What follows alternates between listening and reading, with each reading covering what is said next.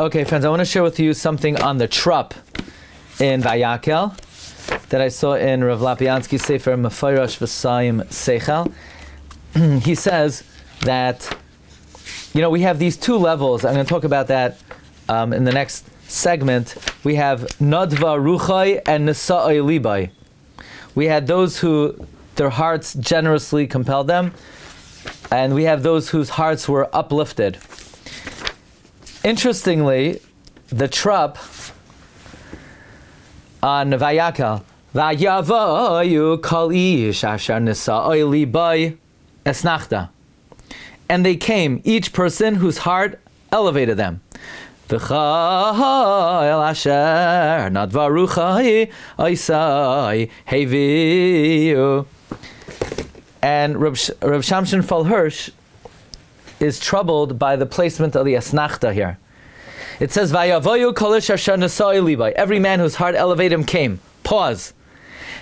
V'chayel asher nadva ruchai oisai, and anyone whose heart generously compelled them, heviyu as Chumash Hashem, lemlechas oil moyed, ulechol avodas levigdei hakodesh. You would have expected the pause should be as follows. You would have expected, Vayavayu kol ish asher nisa'ai libai, v'chayel asher nadva ruchai oisai. Meaning, why doesn't it group together ish asher nisa'ai libai and ish asher nadva ruchai? Why is Kol ish asher nisa'ai libai a separate clause, and then it continues? And Rav Shamshon Falhirsch says the placement of the esnachta tells us that they are a category unto themselves. What does that mean? Rav Shamshon Falhirsch says that there's a difference between generosity and nisa'ai libai. Generosity indicates you have an inner desire to give generously. It comes from the generosity of heart. Not so Nisa'ai Libai. Nisa'ai Libai is not coming out of somebody who he wants to give. Some people are just givers. They're very generous. They enjoy and get a satisfaction out of being of generous spirit.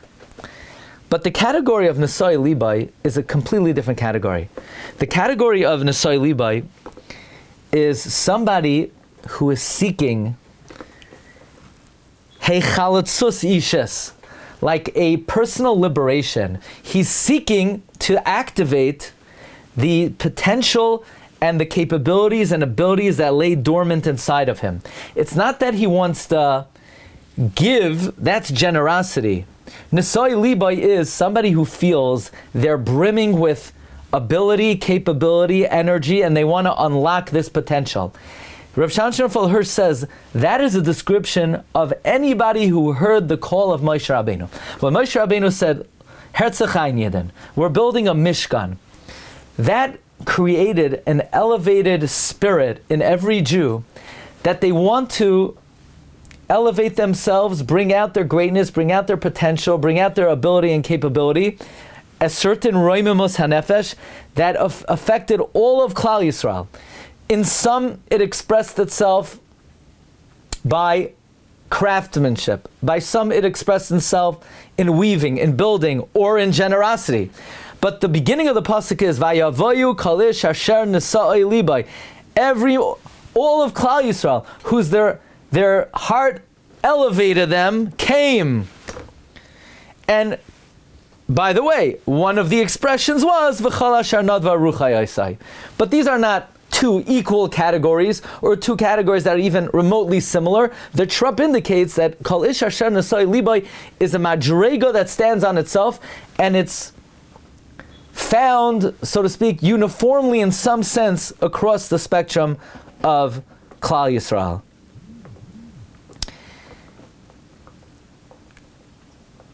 If I may add a beautiful thought that I saw in Rabbi Emanuel Bernstein's Sefer, Dimensions in Chumash, because I'm sure many are familiar with the comments on the Ramban on the words Asher Nisa'ai Libai. The Ramban has a beautiful presentation on the words Asher Nisa'ai Libai that the Ramban says, think about it. These Jews who were in Egypt, what were they doing? They were paving streets, they were building buildings with big bricks and mortar. It was not skilled labor, it was manual labor. And all of a sudden, Moshe Rabbeinu says, okay, now you need to craft the delicate and sophisticated design of the menorah or the kruvim, or to weave the paroiches. Where would they have this ability from? Right? It's like a guy, you pull him off the street, you see a guy, he's working on the roads of the BQE, you say, pal, could you paint the Mona Lisa for me? Like, where does this guy have the ability to paint the Mona Lisa? Would you mind copying Van Gogh's painting? Where did these Jews have the ability to make the articles of the Mishkan? So Ramban says that there's a phenomenon called Nasias Halev, where somebody who is inspired, who wants to do something for a higher cause, for HaKadosh Baruch Hu, will be able to tap into unknown and unaccessed abilities that he never even realized he has, but lay dormant in his soul. So Rabbi Bernstein just pointed out that this is a very beautiful conclusion of Sefer Shemos. How so? Because we know Sefer Shemos is the book of Geula. So literally it means, okay, we were enslaved in Egypt and now we're free. But it's much broader than that.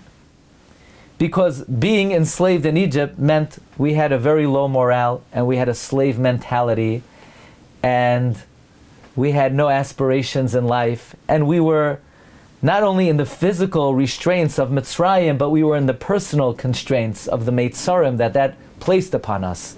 We were very small-minded, right? So aside from the national slavery and servitude, there was a personal straits that we found ourselves in. We were of low morale, low self-esteem, no hope, no aspiration in life. But think about the liberation of Sefer Shemos. By the end of the book, the Jews were liberated to such a great extent that you had people who stood up and came to Moshe and said, I could craft a menorah, I could craft a kruvim, I could weave a paroiches. That was an expression of talent and ability and expression and really personal freedom from being able to access all the greatness that laid constrained in their soul. So that's a very beautiful way that Sefer Shemos ends. Aside from the fact that the Ramban himself says that the Geula did not come to completion until Hashem came back and rested on the Mishkan the way he rested on the house of Abraham, of the Avos. But this is a certain element of the liberation of Klal Yisrael.